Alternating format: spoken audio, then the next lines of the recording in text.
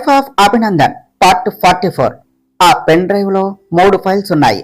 అభి మొదటి ఫైల్ పై క్లిక్ చేయగానే video play అవుతూ ఉన్నది. అందులో దూరం నుంచి స్కూటీపై ఒక అమ్మాయి వస్తున్నట్టు కనిపిస్తూ ఉన్నది. చీకటిగా ఉండటం వల్ల సరిగా కనిపించటం లేదు. కాసేపటికు ఆ అమ్మాయిని చూసి అభి అప్రయత్నంగా బంగారం అన్నాడు. అంతే, వాళ్ళందరికీ అర్థమైంది అక్కడ ఉన్నది మానస అని.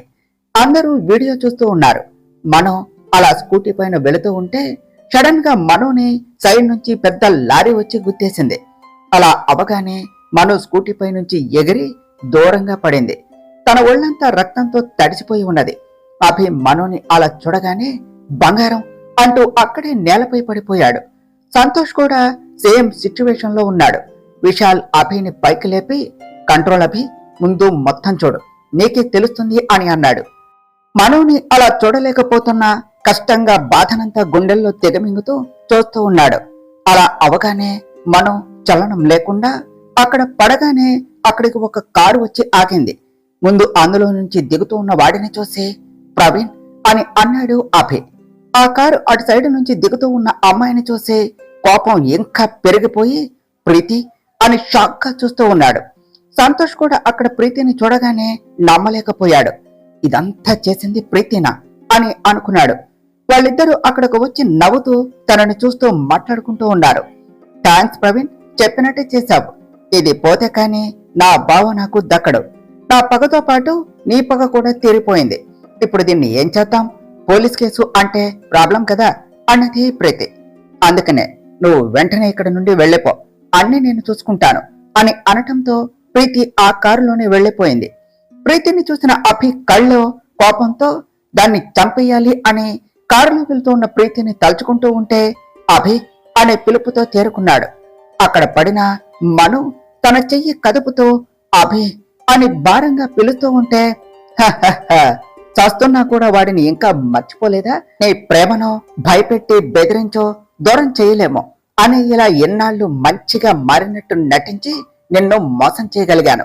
కానీ ఆ అభిని మాత్రం నమ్మించలేకపోయాను. రేపు నేను ఇచ్చే ట్విస్ట్ తో నన్ను కొట్టినందుకు అభికి తగ్గ శాస్తి చేస్తాను. నిన్ను చంపాలి అని ఎన్ని రోజుల నుంచి ఎంతమంది ఎదురు చూస్తున్నామో తెలుసా? ఆ అభి పక్కన ఉండగా నిన్ను ఏమీ చేయలేము అని ప్లాన్ చేసి చివరకు మేము చేయగలిగాము. ఇప్పుడు నువ్వు అభి అని గింజుకున్నా కూడా వాడు రాలేడు అని నవ్వుతూ తనని చూస్తూ ఫోన్ తీసుకుని కాల్ చేశాడు ప్రవీణ్. అలా చేసిన కాసేపటికి ఒక కార్ అక్కడకు వచ్చింది. అందులో నుంచి పైనుంచి కింద వరకు ముసుగు వేసుకుని ఒకరు దిగారు. చూస్తేనే అర్థమవుతుంది తను అమ్మాయే అని. కానీ తన ఫేస్ కూడా కనిపించటం లేదు, ఇంక్లూడింగ్ కళ్ళు కూడా కనపడకుండా కవర్ చేసుకుని ఉన్నది. అలా దిగిన అమ్మాయి మను దగ్గరకు వెళ్లి తనను చూసి నవ్వుతూ, ప్రవీణ్, నేను చెప్పినట్టుగా దాని ప్రాణం అయితే పోలేదు కదా అన్నది. నువ్వు చూస్తున్నావు కదా, ఇంకా అది బ్రతికే ఉంది. మాక్సిమం ఇంకో 2 అవర్స్ ఉంటుంది అని అనుకుంటా. ఆ లోపు ట్రీట్మెంట్ ఇవ్వకపోతే కన్ఫర్మ్ గా చస్తుంది అన్నాడు ప్రవీణ్. అయితే వెంటనే దాన్ని కారులోనికి ఎక్కించు అన్నది ఆమె.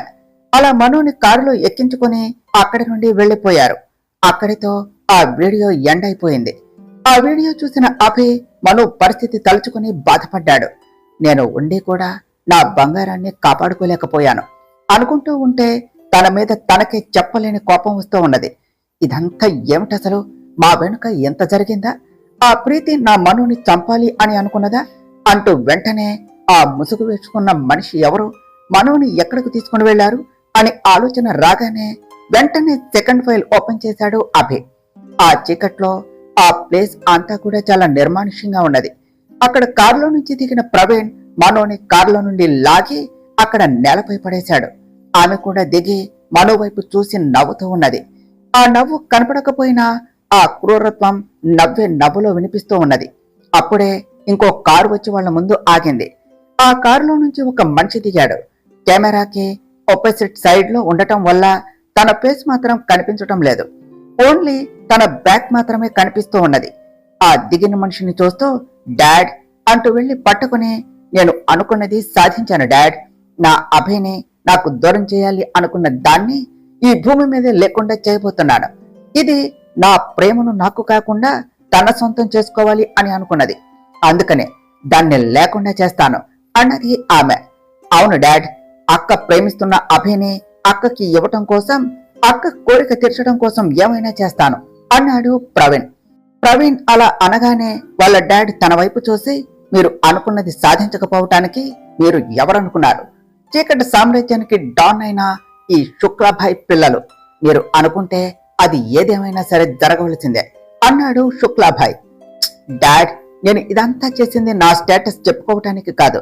అసలు ఇంతవరకు నేను మీ కూతుర్ని అని, వీడు నీ కొడుకు అని, నా తమ్ముడు అని బయట ప్రపంచానికి తెలియకుండా జాగ్రత్త పడ్డాము. నాకు కావలసింది అభి ఒక్కడే. ఎక్కడ అభికి నేను ఎవరో తెలిస్తే నాకు దూరం అవుతాడో అని, నేనే ఎవరో తెలియకుండా అభికి దగ్గరైతే తను నా ప్రేమను కాదు అని దీని వెంట పడతాడా? అందుకనే దీన్ని చంపేయాలి అని అనుకున్నాను. నాకు సొంతం అనుకున్న దాన్ని ఎవరు తీసుకోవాలి అనుకున్నా వాళ్లను వదిలిపెట్టాను. అలాంటిది ఇది నా అభిని తన చుట్టూ తెప్పించుకుంటుందా? మరి దీన్ని ఎలా వదిలిపెడతాను? అందుకే ప్రవీణ్ ని దీన్ని ఎప్పుడూ ఫాలో చేయమని చెప్పాను. ఫేర్వెల్ పార్టీలో అభి దీనికి ప్రపోజ్ చేస్తే ఇది ఒప్పేసుకున్నది. అక్కడే ఇది మిస్టేక్ చేసింది. అప్పుడే నాకు ప్రవీణ్ కాల్ చేసి విషయం చెప్పాడు. వెంటనే కాలేజీలో అందరి ముందు దీని పరువు పోయేలా చేస్తే ఇదే చస్తుంది అనుకుని ప్రవీణ్ కి చెప్తే వాడు దీన్ని అల్లరి చేయబోతూ ఉంటే అభి వచ్చి కాపాడాడు. అందుకనే అభి ముందు దీన్ని ఏమీ చేయలేము అని అర్థమయ్యే మా ప్లాన్ ప్రకారం వీడు మారినట్టు నటించి దీనికి దగ్గరయ్యి కాలేజీలో వీళ్ళ మధ్య గాసిప్ వచ్చేలా చేశాడు. ఇప్పుడు దీన్ని చంపేసి ఆ గాసిప్ నిజమయ్యేలా చేస్తాను అన్నది ఆమె. అక్క, ఇంకా దీన్ని ఎందుకు చంపకుండా ఉంచమన్నావు? అక్కడే చంపేస్తే సరిపోతుంది అన్నాడు ప్రవీణ్. అలా చంపేస్తే ఇన్నాళ్ళ నా పగ ఎలా తీరుతుంది అని రక్తం మడుగులో కింద పడిన మనో దగ్గరకు వెళ్లి కాలితో తన ముఖాన్ని దాంతో, ఈ అందాన్ని చూసే కదా అభి నీ వెంట పడ్డాడు. ఈ అందంతోనే కదా అభిని నీ చుట్టూ తిప్పుకున్నావు. నిన్ను ఒక్కసారిగా చంపేస్తే నా పగ ఎలా చల్లారుతోంది? నిన్ను చంపితే అభి మనసులో ఇంకా బ్రతికే ఉంటావు. అందుకనే నిన్ను అభి మనసులో కూడా శాశ్వతంగా మాయమయ్యేలా చేస్తాను అని కొరడ తన చేతిలోనికి తీసుకుని దాంతో మనోని ఇష్టం వచ్చినట్టు కొడుతూ ఉన్నది.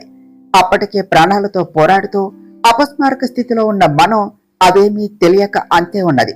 అప్పటికి తన కోపం చల్లారక కత్తి తీసుకుని మనో దగ్గరకు వచ్చి, ఏ అందాన్నైతే అభి ఇంతలా ఆరాధించాడో దాన్నే లేకుండా చేస్తా, అప్పుడే నాకు మనశ్శాంతి అంటూ మనో వైపు చూస్తూ ఆ కత్తితో మనో ముఖం అంతా ఇష్టం వచ్చినట్టుగా కోసేస్తూ, ఈ అందమే కదా, చూడు, బాగా చూడు, ఈ అందంతోనే కదా నా అభిని నీవాడిని చేసుకోవాలి అనుకున్నావు అని ఫేస్ మొత్తం గుర్తు పట్టలేనంతగా కోసేసింది.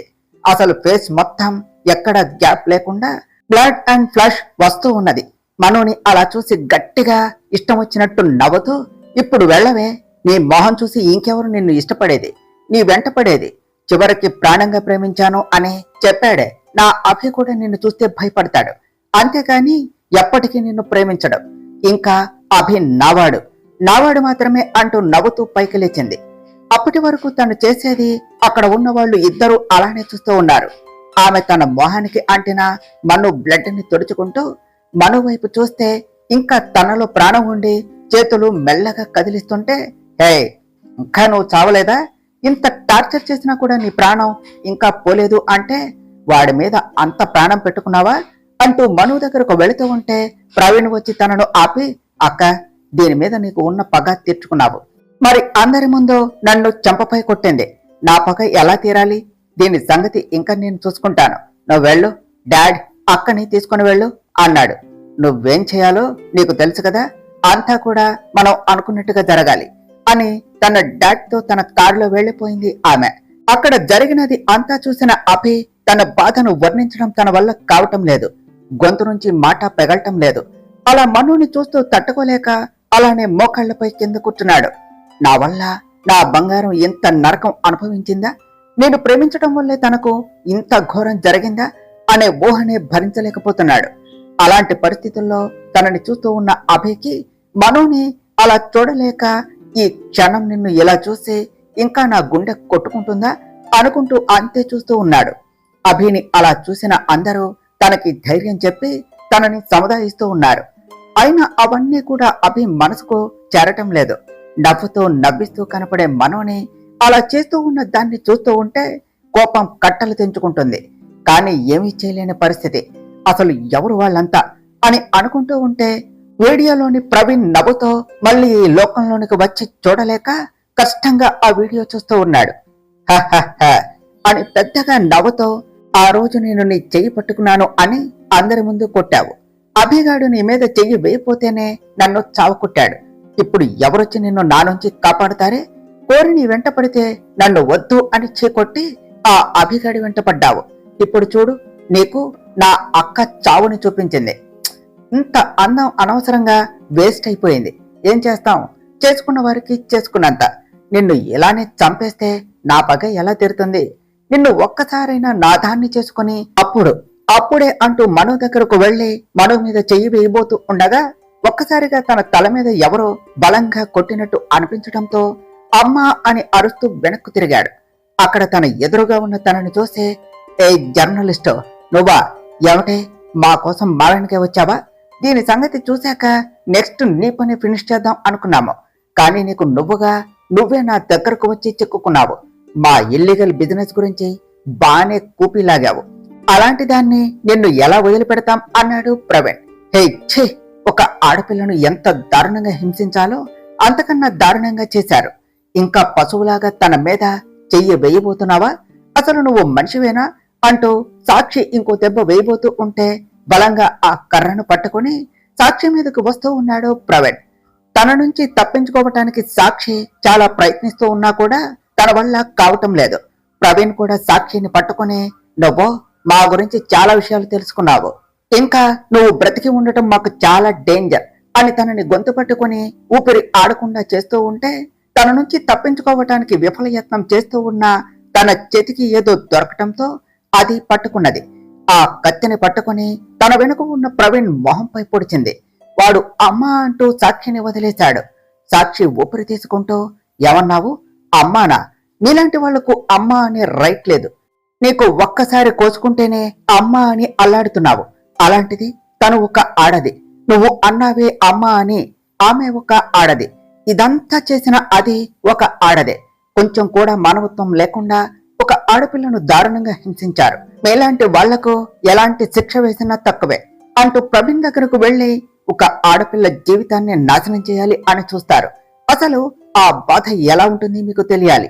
ఆ నొప్పి తెలిస్తేనే కదా అప్పుడన్నా మీలాంటి వాళ్ళు మారుతారు అని ఆ కత్తితోనే ప్రవీణ్ మొహాన్ని కూడా తనలానే కోసేసి, ఇప్పుడు నీకు ఆ పెయిన్ తెలుస్తున్నది కదా అని ఆ కత్తిని అక్కడే పడేసి ఫాస్ట్ గా మనో దగ్గరకు వెళ్లి, మనో, నిన్ను ఇలాంటి సిచ్యువేషన్ లో చూస్తాను అని అస్సలు అనుకోలేదు.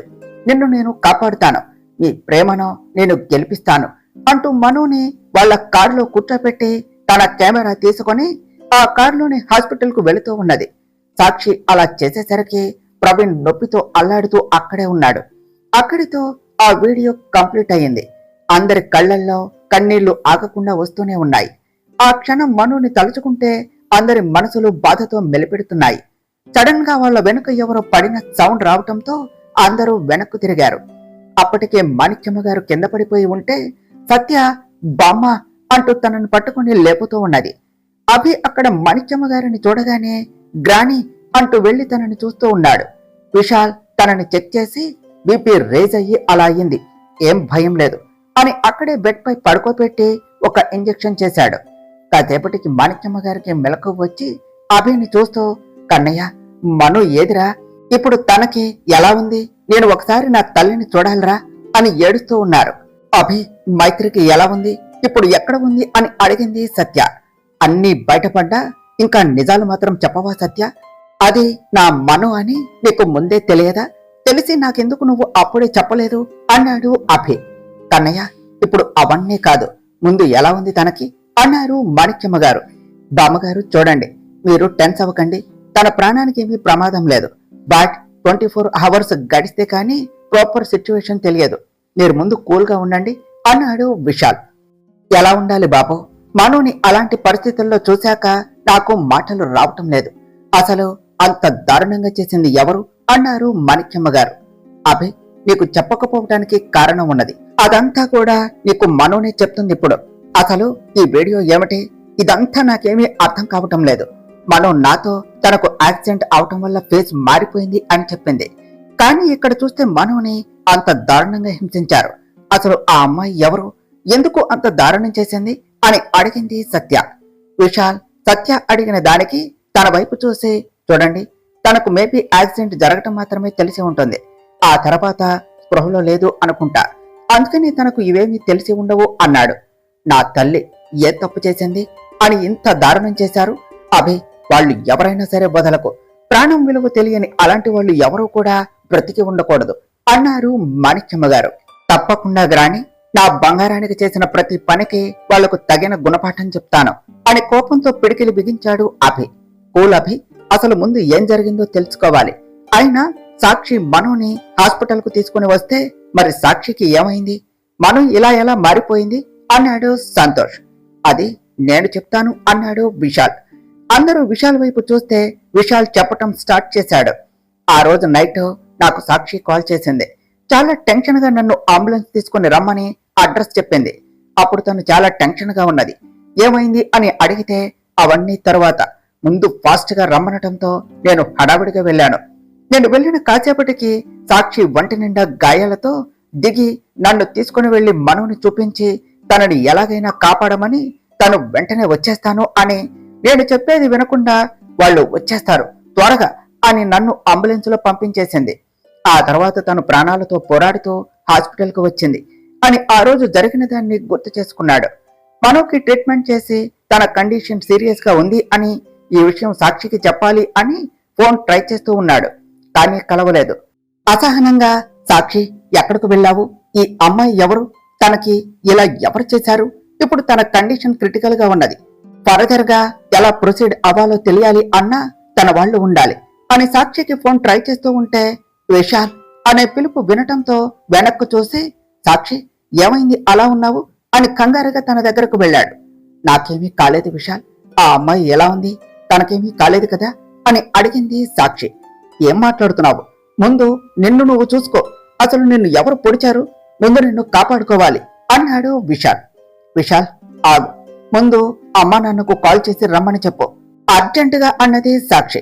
విశాల్ కాల్ చేయటంతో వాళ్ళిద్దరూ వచ్చి తనను చూసి ఏడుస్తూ ఉంటే, అమ్మా నాన్న, నన్ను చూసి బాధపడకండి, ఇన్నాళ్ళు నేను ఏమడిగినా కాదు అనకుండా చేశారు, ఇప్పుడు చివరిసారిగా అడుగుతున్నాను, మీరు నా కోరిక తీరుస్తారా అన్నది సాక్షి. సాక్షి నీకేమీ కాదు, అలా మాట్లాడకు అన్నాడు విశాల్. విశాల్, నిన్ను మధ్యలోనే వదిలేసి వెళ్ళిపోతున్నాను, కానీ నీ జీవితం నాతోనే ఆగిపోకూడదు, నా కోసమైనా నువ్వు ముందుకు అడుగు వేయాలి, ఇంకొక అమ్మాయిని చూసి పెళ్లి చేసుకో అన్నది సాక్షి. సాక్షి అన్నాడు విశాల్. ఆగు విశాల్, నేను చెప్పవలసింది త్వరగా చెప్పని, నాకు అంత టైం లేదు. ఆ అమ్మాయిని నువ్వే ఎలాగైనా కాపాడాలి విశాల్, తను బ్రతకాలి, తన ప్రేమ బ్రతకాలి, ఆ ప్రేమను దక్కించుకోవటం కోసం ఆ అమ్మాయి బ్రతకాలి, తనని కాపాడుతావా? అలా అని నాకు మాట ఇస్తావా అన్నది సాక్షి. నువ్వు చెప్పినట్టే చేస్తాను సాక్షి అని చేతిలో చెయ్యి వేస్తూ ఏడుస్తూ చెప్పాడు విశాల్. ఆ అమ్మాయిని కాపాడి తను ప్రేమించిన అబ్బాయితో కలిపి అప్పుడు ఈ పెన్ డ్రైవ్ తనకు ఇవ్వు, అప్పటి వరకు ఇది ఎవ్వరికి ఇవ్వకు, చివరికి మీరు కూడా చూడొద్దు అనే మాట తీసుకొని కన్ను మూసింది సాక్షి. విశాల్ సాక్షి అని ఏడుస్తూ చెప్పటం ముగించి, ఇంకా ఆ తర్వాత ఆ అమ్మాయిని కాపాడటం కోసం తన వాళ్ళ గురించి తెలియకపోయినా కూడా రిస్క్ తీసుకొని నేనే ట్రీట్మెంట్ స్టార్ట్ చేశాను. అసలు తన ఫేస్ ఎంతలా పొడిచారు అంటే ఈవెన్ సర్జరీ చేసిన యూజ్ లేనంతగా. అందుకనే ఇక తప్పనిసరి పరిస్థితుల్లో తన ఫేస్ ని సాక్షి ఫేస్ తో సర్జరీ చేయవలసి వచ్చింది. అప్పుడు తన ఉన్న కండిషన్ లో తను బ్రతకటమే పెద్ద మిరాకిల్. అంతలా తనని బాధ పెట్టారు. తన బాడీ ట్రీట్మెంట్ కి రెస్పాండ్ అవటానికి 2 months టైం పట్టింది. అందుకనే తన బ్రెయిన్ లో బ్లడ్ క్లాట్ అయ్యి తను కోమాలోనికి వెళ్లిపోయింది. అప్పటి నుండి తను ఎప్పుడు కోమాలో నుండి బయటకు వస్తుందా అని ఎదురు చూస్తూ ఉంటే 2 సంవత్సరాల తర్వాత ఒకసారి నేను మేజర్ సర్జరీ విషయమై స్టేట్స్ కు వెళ్ళినప్పుడు తను కోమాల నుంచి బయటకు వచ్చింది. ఆంటీ అంకుల్ వాళ్ళు మాట్లాడి తన పేరు తెలుసుకున్నారు. నాకు తనకి స్పృహ వచ్చింది అని తెలిసి వచ్చే లోపలే తను అక్కడి నుండి నీ కోసం వెతుక్కుంటూ వచ్చేసింది. మేము తన కోసం మొత్తం వెతికితే హైదరాబాద్ వెళ్ళింది అని తెలిసి మేము ఇక్కడకు వచ్చి తన కోసం వెతుకుతూ ఉన్నాము. ఇప్పుడు ఇలా మళ్లీ కనపడింది. అభి ఇప్పుడు తను ప్రమాదంలో ఉన్నది. సాక్షిని చంపిన వాళ్ళు తనని చూసేశారు. వాళ్ళు కూడా ఇక్కడ తన కోసం వెతుకుతూ ఉన్నారు. నాకు ఒకసారి వాళ్ళు కనిపించారు, కానీ తప్పించుకున్నారు. అప్పటి నుంచే వాళ్ళు మనోని చూస్తే సాక్షి అని అనుకుని ఏం చేస్తారా అని చాలా టెన్షన్ పడుతున్నాము. ఇక నుంచి నువ్వే తనను కాపాడాలి. కానీ నాకు ఇప్పటి వరకు తెలియంది అసలు వాళ్ళు ఎవరు, సాక్షిని ఎందుకు చంపాలి అని అనుకున్నారు, అదే తెలియటం లేదు అన్నాడు విశాల్. ఇప్పుడు తెలుస్తుంది. ఇంకా అందులో ఒక వీడియో పెండింగ్ ఉన్నది, దాన్ని ఇంకా మనం చూడలేదు అని ఆ వీడియో ఆన్ చేశాడు అభి. ఆ వీడియో ఎక్కడో చెట్ల మధ్యన ఉన్నట్టు ఉన్నది. అక్కడ సాక్షిని కత్తితో బాగా పొడిచినట్టు ఉన్నారు. కడుపులో నుంచి రక్తం వస్తూ ఉంటే చెయ్యి అడ్డు పెట్టుకుని అభి అని పిలిచింది. ఏమిటి అభి, నువ్వెవరో నాకు తెలియదు, నేను ఎవరో నీకు తెలియదు, కానీ మిమ్మల్ని పేరు పెట్టి ఎలా పిలుస్తున్నాను అని ఆశ్చర్యపోకండి. నేను మీకు తెలియకపోవచ్చు, కానీ నాకు మీరు మానస ఇంకా మీ ప్రేమ బాగా తెలుసు. ఇన్ఫాక్ట్ నాకు మీరు తెలియటానికి కారణం మీ ప్రేమే. మీ ప్రేమే నాకు మిమ్మల్ని పరిచయం చేసింది. అప్పటి నుంచి మిమ్మల్ని మనోనే కలుసుకోవాలి అని చాలాసార్లు అనుకున్నాను, కానీ ఇప్పుడు ఇలా కలుసుకుంటాను అని మాత్రం అనుకోలేదు. ఏమిటి ఈ అమ్మాయి ఎవరు ఎలా మాట్లాడుతుంది అనుకోకండి. నా గురించి మీరు నాకు ఎలా తెలుసో, ఇప్పుడు నేను ఎందుకు ఈ వీడియో చేస్తున్నానో నేను వివరంగా చెప్తాను. నా పేరు సాక్షి. నాకు జర్నలిజం అంటే చాలా ఇష్టం, అందుకనే పట్టుపట్టి జర్నలిస్ట్ అయ్యాను. అలా అయ్యాక నేను ఫస్ట్ టేకప్ చేసిన కేసు ఈ సిటీలో ఉమెన్ ట్రాఫికింగ్ చేస్తున్నారు. ఎవరో ఏమిటో అసలు ఎవ్వరికీ తెలియదు. నేను కష్టపడి కొన్ని విషయాలు తెలుసుకున్నాను. దానిని బట్టే అదంతా చేస్తున్నది శుక్లాభాయ్ అనే మాఫియా డాన్ అని తెలిసింది.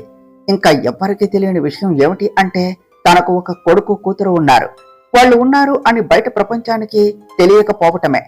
కానీ నాకు తన కొడుకు గురించి తెలిసిపోయింది. తన పేరు ప్రవీణ్ శుక్లా. ఈ సిటీలో ఎవరికీ తెలియకుండా అదంతా నడిపిస్తున్నది వాడే.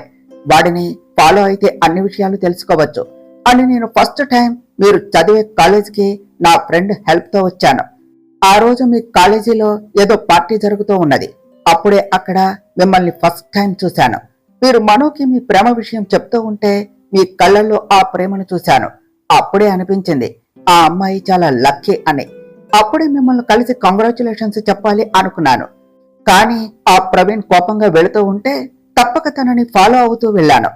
ఆ నెక్స్ట్ డే మీరు ప్రవీణ్ ని కొట్టేటప్పుడు కూడా నేను అక్కడే ఉన్నాను. అలా తనని ఫాలో చేస్తూ ఉన్న నేను ఈ రోజు కూడా తనని ఫాలో చేస్తూ ఉంటే ఎవరినో చంపాలి అని చూస్తున్నాడు అని తెలిసింది.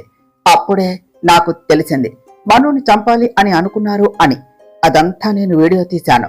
నిజంగా ఆ నిమిషం అలా చూస్తూ ఆపలేకపోయినందుకు నా మీద నాకే అసహ్యం వేసింది. కానీ అప్పుడే వెళితే తనని కాపాడలేను అని టైం చూసి తనను తీసుకుని వచ్చి హాస్పిటల్లో జాయిన్ చేసి ముందు నీకు ఈ విషయం చెప్పాలి అని నా ఫ్రెండ్ దగ్గర నీ అడ్రస్ తీసుకుని బయలుదేరాను. అప్పుడే ఆ ప్రవీణ్ వాళ్ళ మనుషులు నన్ను చుట్టుముట్టారు. నేను అప్పటికే వాళ్ళు మమ్మల్ని ఫాలో చేస్తారు అని చెప్పి నా ఫ్రెండ్ తేజ్తో ఆల్రెడీ చనిపోయిన అమ్మాయిని మార్చరీలో నుంచి తీసుకుని వచ్చి నా కారులో మను ప్లేస్ లో రీప్లేస్ చేశాను. వాళ్ళు నన్ను నా పక్కన ఉన్న ఆ డెడ్ బాడీని చూసి తను చనిపోయింది అని చెప్పారు. అవతల వాళ్ళు ఏం చెప్పారో తెలియదు, కానీ తన కొడుకు ఆ ప్రవీణ్ గాడిని అలా చేశాను అని, ఆ శుక్లాభాయ్ నన్ను చంపాలి అని కత్తితో పొడిచి నన్ను ఆ కారులోనే పడేసి మాకు యాక్సిడెంట్ అయ్యేలాగా ప్లాన్ చేశారు. అప్పుడు నేను ఎలాగో స్పృహలోనికి వచ్చి ఆ కారులో నుండి తప్పించుకుని బయటపడ్డాను.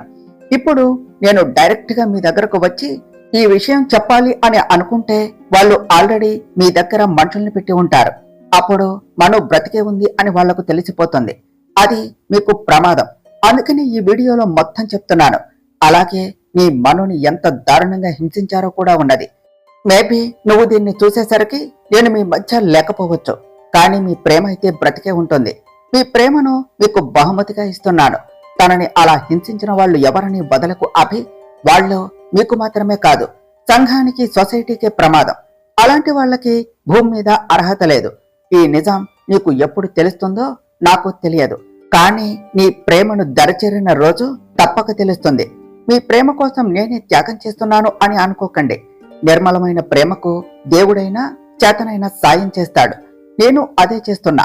మళ్ళీ కలుస్తానో లేదో తెలియదు. ఎప్పటికీ మిమ్మల్ని కలవలేని సాక్షి. అలా వీడియో ఎండ్ అయ్యింది. ఆ వీడియో చూసిన అందరి కళ్ళు కూడా కన్నీటితో నిండి ఉన్నాయి. అభి ఆ వీడియో చూసి మనసులోనే ఇంకా మీలాంటి వాళ్ళు ఈ లోకంలో ఉన్నారు కాబట్టే ఇలా ఉన్నది. ఏదో ఒక్కసారి చూసినందుకు మీ ప్రాణాలు పణంగా పెట్టి ఇంకొకరి ప్రాణాలు కాపాడారు. ఇంతమంది జీవితాలతో ఆడుకున్న అది నా చేతికి దొరికిన రోజున అంతకంతకు బదులు చెప్తాను అని అనుకున్నాడు. విశాల్ ఆ వీడియో చూసి ఇన్నాళ్ళు నా సాక్షిని చంపింది ఎవరో తెలియక ఊరుకున్నాను. ఇక వాళ్ళని వదిలిపెట్టను అన్నాడు. ఇప్పుడు కావలసినది కోపం కాదు, ఆలోచనలతో ముందుకు వెళ్ళాలి. అయినా ఈ విషయం ముందే తెలిసి ఉంటే మనోని ఎలాగైనా కాపాడుకునేవాళ్ళం అన్నాడు సంతోష్. మనో కోమాలో ఉన్నా తన గురించి మాకేమీ ఇన్ఫర్మేషన్ తెలియదు. లీగల్ గా ప్రొసీడ్ అయితే తనకు ప్రమాదం అని ముందుకు అడుగు వేయలేకపోయాము. కానీ మీరైనా తన కోసం వెతకలేదా అని అడిగాడు విశాల్. ప్రాణంగా ప్రేమించిన అమ్మాయి ఒక్కసారిగా దూరం అయితే ఏదో ఒక్క లెటర్ చూసి ఎలా నమ్ముతాను? ఎంత నమ్మకం లేకపోతే దాన్ని అంత ప్రాణంగా ప్రేమిస్తాను. అందుకే తన కోసం పిచ్చివాడిలాగా తిరిగాను. కానీ అంటూ ఆగిపోయాడు అభి. తరువాత ఏమి జరిగిందో నెక్స్ట్ పార్ట్లో తెలుసుకుందాం ఫ్రెండ్స్. డియర్ ఫ్రెండ్స్, మీకు గనుక ఈ కథ నచ్చినట్లయితే మీ అభిప్రాయాలను కామెంట్ల రూపంలో తెలియచేయండి. ఈ వీడియోను లైక్ చేయండి, షేర్ చేయండి. మా ఛానల్ను సబ్స్క్రైబ్ చేసుకోండి ఫ్రెండ్స్. Thank you.